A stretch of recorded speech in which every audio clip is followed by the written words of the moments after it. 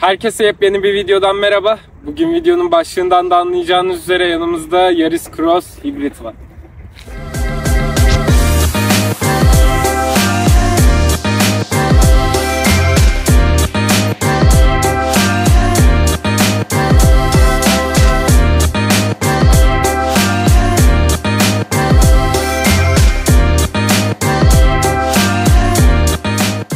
Şu an incelemekte bulunduğumuz araç 1.5 benzinli atmosferik bir motora sahip. Aynı şekilde üzerinde 59 kW'lık elektrikli bir motor da bulunuyor. İkisi birlikte 116 beygirlik bir güç üretiyor. Aynı şekilde aracın üzerinde eCVT bir şanzıman bulunuyor. Bu şanzıman Toyota'nın hibrit motorlarıyla beraber geliyor. Bu aracı satın almak isterken 4 farklı donanımla satın alabiliyorsunuz. Dream X-Pack, Passion X-Pack ve Flame X-Pack olarak geliyor. Şu an incelemekte bulunduğumuz araç Flame X-Pack bir donanıma sahip. Arabanın ön kısmı sade ve bence güzel hatlara sahip. Burada LED xenon farlarımız konumlandırılmış.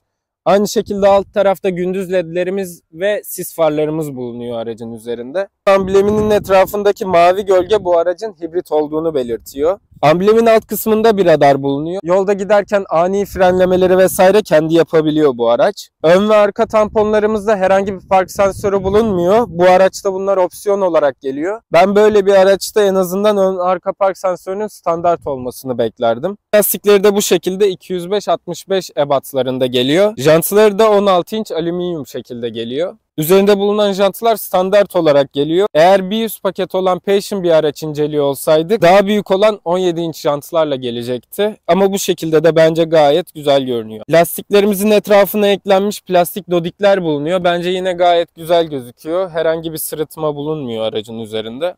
Aracımızın katlanır aynaları standart olarak geliyor. Bu kısımda anahtarsız girişimiz bulunuyor. Aynı şekilde bu da opsiyonel geliyor bu araçta.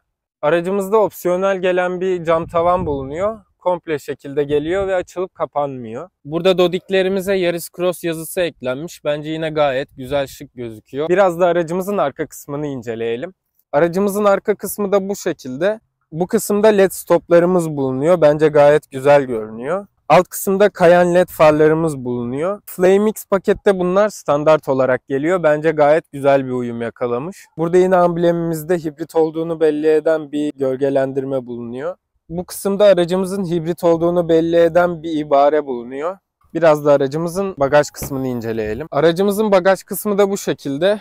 Herhangi bir 12 volt çakmaklık vesaire bulunmuyor arka kısımda. Burada 2 kademeli bir bagajımız bulunuyor. Bunu kaldırdıktan sonra yine buraya gezecek ürünleri koyabiliyorum. Bir de aracımızın stepne kısmını inceleyelim. Stepne kısmı da bu şekilde. Yokohama arka bir stepne ile birlikte geliyor. Burada işte bijon takımı vesaire bulunuyor. Bagaj hacmi vesaire olarak bence bir SUV için gayet yeterli bu araç. Aracımızda herhangi bir elektrikli bagaj da bulunmuyor. Ben elektrikli araçlarda bu tarz opsiyonları bekliyorum. Bu araçta bulunmaması beni bir tık üzdü. Biraz da aracımızın iç kısmını inceleyelim.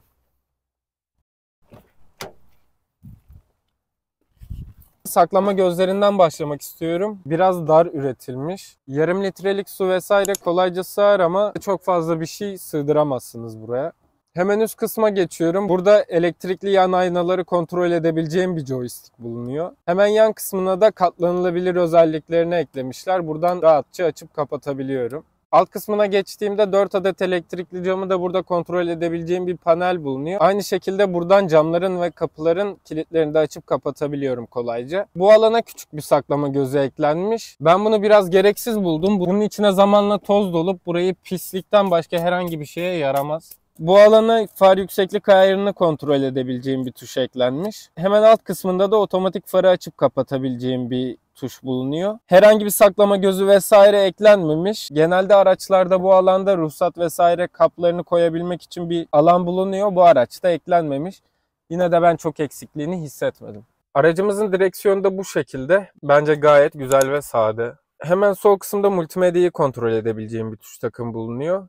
Üst kısmından da yol bilgisayarını rahatça kontrol edebiliyorum. Sağ tarafta parçayı değiştirebileceğim 2 adet tuş konumlandırılmış. Üst kısmında da hız sabitleyici, şerit takip ve ön taraftaki araçla olan mesafemi korumam için bir tuş bulunuyor. Aracımızın direksiyonu bu şekilde. Biraz aracın ön panelinden bahsetmek istiyorum. Gayet sade ve şık şekilde tasarlanmış. Bu kısımlar yumuşak plastikle geliyor. Geri kalan tüm alanlar sert plastik bu araçta.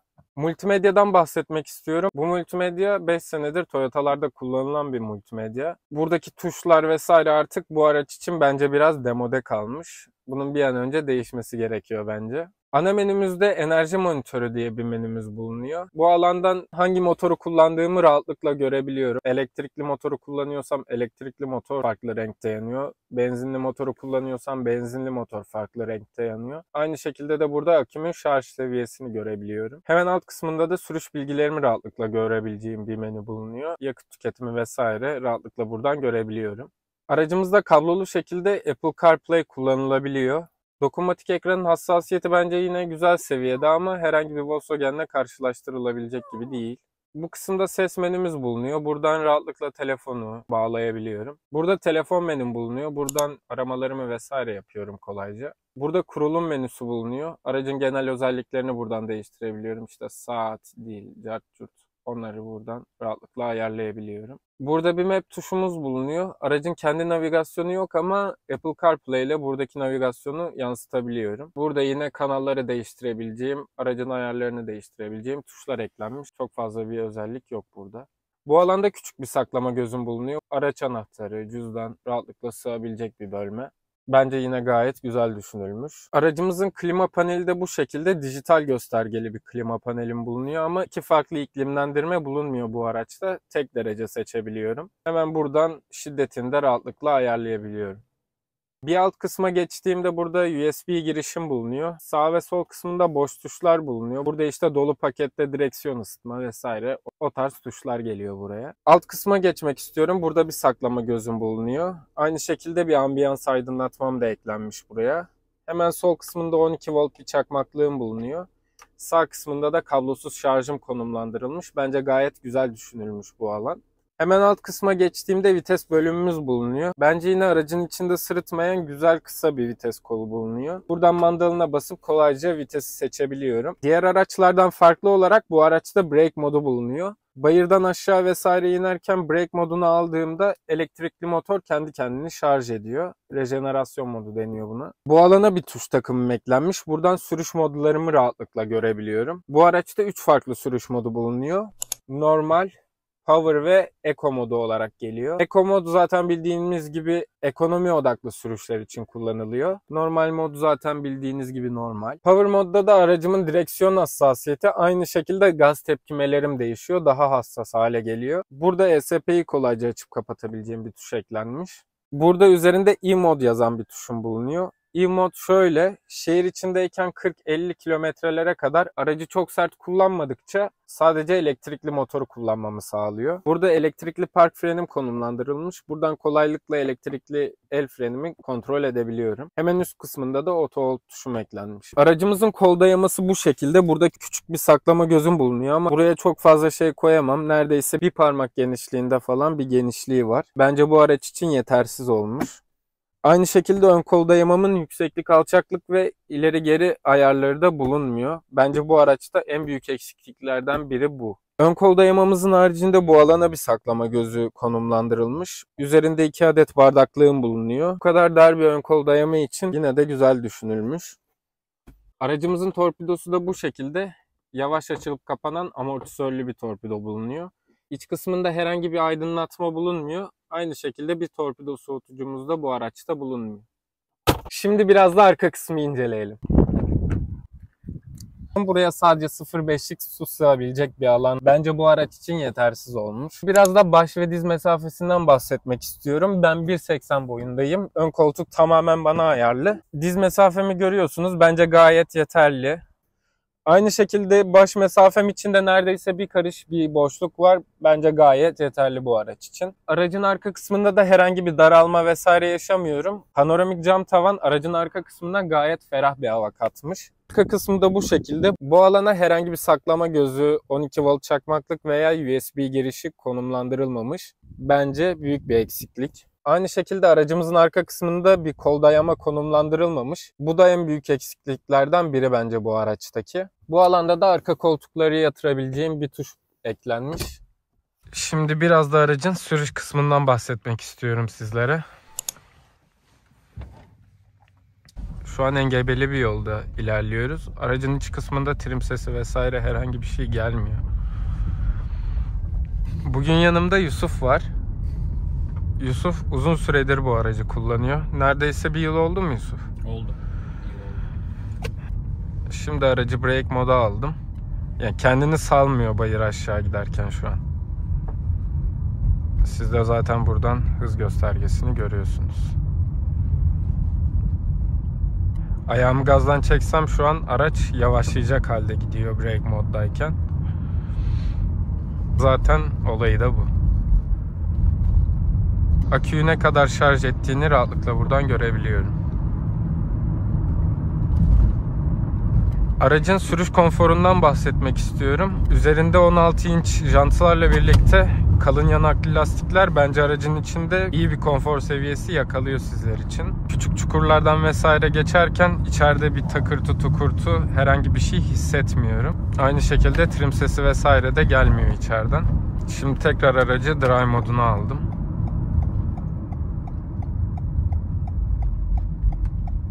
Sesleri vesaire güzel hissiyat olarak. Buradan görüyorsunuz neredeyse akümüz full şarj oldu diyebilirim. Peki sürüş konforu vesaire hakkında sen neler söyleyebilirsin bizim için? Açık bir araba, biraz küçük olduğu için D sınıfı SUV'ye göre şehir içinde çok kullanışlı. Araçla basasım gelmiyor ama. Full şunu ekoda tutasım geliyor. Evet, o ses olmayışı daha hoş oluyor. Elektrikle giderken hiç ses yapmıyor araba. Lastiklerimizin 205 oluşu bence gayet güzel bir konfor sağlıyor içeride. Çok fazla yuvarlanma sesi almıyorum. 86-87 civarında gidiyoruz şu an. İçeri yuvarlanma sesi çok fazla gelmiyor. Aynı şekilde motor sesini de düşük devirlerdeyken almıyorum içeri. Birazdan yüksek devirlerde de göreceğiz bunları. Şimdi birazcık şöyle hızlanalım. Atmosferik motor bağırıyor işte. Evet. Buradan gaza bastığımda power göstergesinde görüyorsunuz. Aynı şekilde frenleme yaptığımda da burada şarja tekrar geldi.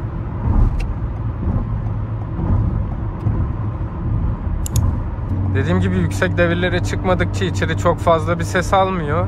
Ama birazcık gaza yüklendiğinizde bir tık fazla bir motor sesini alıyor bence. Yalıtım konusunda Toyota zaten bildiğiniz gibi.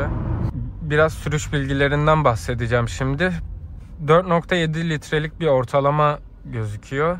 Bence benzinli bir araç için gayet güzel bir ortalama. Başka bir benzinli motorda bunu yakalamanızın imkanı yok. Yani kalkışlarda falan sürekli elektriği kullandığı için ortalama tüketim düşüyor tabii ki.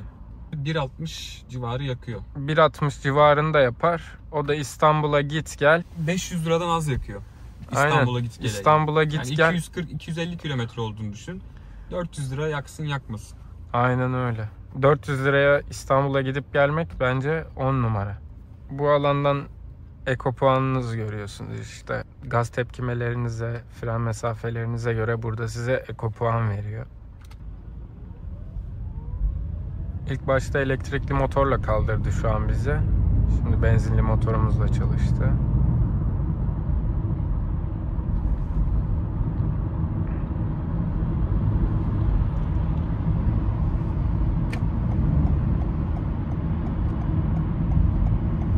Turbosuz bir araca göre bence gayet güzel ama gaz tepkimeleri. Evet, bir atlıyor gerçekten. Şimdi bir de sizler için ses sistemini test edeceğiz aracın.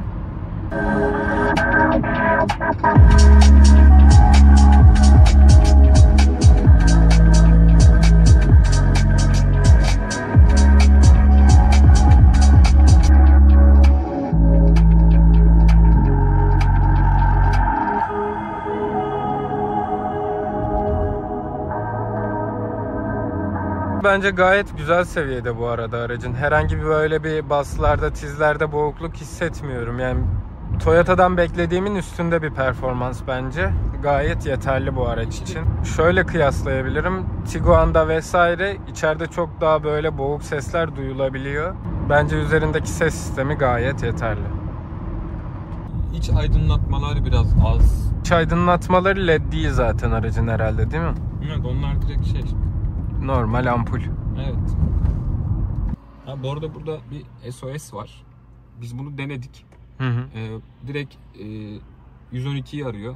Hı hı. Kadın bağlandı. İşte konuştu bizimle. Şu anda tehlikede misiniz diye. Hı hı. Tehlikede değildik ama tehlike anında gerçekten çalışıyormuş. Onu anladık. Şimdi bir de sizler için 0-100 testi yapacağız. Şuradan modumuzu da power'a aldık.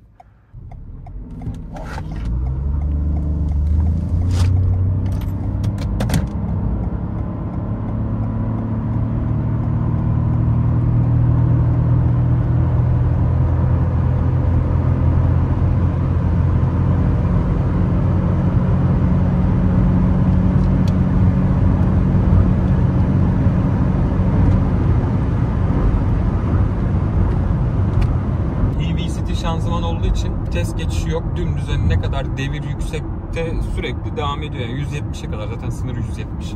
170'e kadar o şekilde devam ediyor araba. Evet evet. O yüzden biraz hızlıymış gibi geliyor ama 11 saniye fabrika verisi 11 diyor. saniye. Sanki 11 saniyeden daha hızlı gibi geldi bana. Ya araba arkaya yapıştırıyor aslında seni bayağı.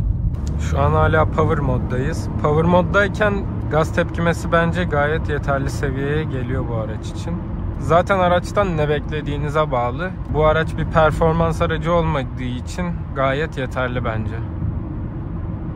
Evet, artık yavaş yavaş videonun sonuna doğru yaklaşıyoruz. Bugün Yusuf bizimleydi. Bize yardımcı olduğu için teşekkür ediyorum Yusuf'a. Rica ederim. Arkadaşlar, videoyu beğendiyseniz kanala abone olmayı, abone olduysanız da bildirimleri açmayı unutmayın. Arkadaşlar, like atmayı da unutmayın. Bir sonraki videoda görüşünceye dek kendinize iyi bakın. Hoşça kalın.